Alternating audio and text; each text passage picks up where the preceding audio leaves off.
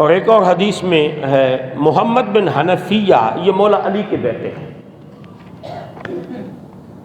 مولا علی کے بیٹے ہیں محمد بن حنفیہ۔ یہ کہتے ہیں کہ میں نے ایک دن اپنے بابا سے پوچھا، لوگ باتیں کرتے تھے کہ حضرت علی کی شان زیادہ ہے، حضرت علی کا خلافت پہ حق زیادہ ہے، تو کہتے ہیں یہ مسئلہ لوگ چونکہ مجھے بتاتے تھے، حضور کے زمانے تو میں تھا نہیں، تو میں نے ایک دن اپنے بابا سے ہی پوچھ لیا، کسی اور سے جا کے کیوں پوچھوں جب باب مدینۃ العلم بیٹھے ہوں، جب حکمت اور علم کے شہر بیٹھے ہیں، جس نے براہ راست مصطفیٰ سے لیا ہے اور بات بھی مولا علی سے وابستہ ہے، کسی اور سے لینے کے بجائے میں مصطفیٰ کے اس عظیم غلام سے ہی لے لوں، اپنے بابا سے، اپنے والد سے لے لوں۔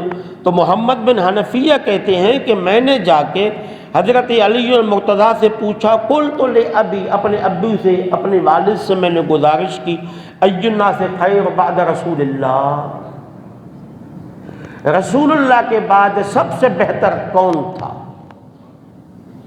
اب عقیدہ تو وہی ہونا چاہیے نا جو مولا علی نے دیا، میرا عقیدہ تو وہی ہے اور ہونا چاہیے جو عقیدہ مولا کائنات نے دیا۔ محمد بن حنفیہ کہتے ہیں میں نے اپنے والد مولا علی سے پوچھا کہ رسول اللہ کے بعد سب سے بہتر کون ہے؟ میرے آقا علیہ الصلوۃ والسلام نے فرمایا ابو بکر، مولا علی کہتے ہیں کہ سب سے بہتر رسول اللہ کے بعد ابو بکر ہے۔ تو میں نے پوچھا ثم من، اس کے بعد فرمایا عمر، اس کے بعد فاروق اعظم ہے۔ میں نے پوچھا ثم من، اس کے بعد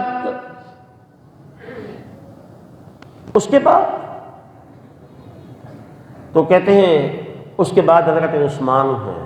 ایک روایت میں یہ ہے اور ایک روایت میں ہے کہ بس میں نے تیسرا سوال کیا ہی نہیں، وَخَشِيتُ أَن يَقُولَ عثمان، کہنے میں نے تیسرا سوال اس لیے نہیں کیا کہ میں سمجھ گیا اب عثمان کا ہی نام لیں گے۔ بندہ سمجھتا کس چیز سے ہے؟ تربیت سے، محفل میں بیٹھنے سے، باتوں کے سننے سے۔ اس کا مطلب ہے اہل بیت اطہار کی تربیت یوں کی جاتی تھی کہ ابو بکر ہیں، پھر عمر ہیں، پھر عثمان ہیں۔ تو میں نے تیسرا سوال نہیں کیا، پھر میں نے پوچھا کہ بابا پھر آپ، ثم انت، آپ؟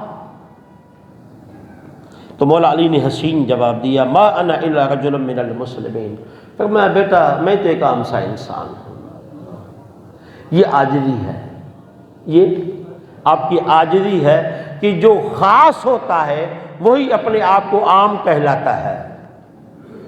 جو عام ہوتا ہے جس کی کوئی وقت نہیں ہوتی ہے نا، وہ ہر محفل میں اپنے آپ کو خاص بنا کے پیش کرتا ہے، میں ایسا، میں ایسا، میں ایسا، میں ایسا، میں ایسا۔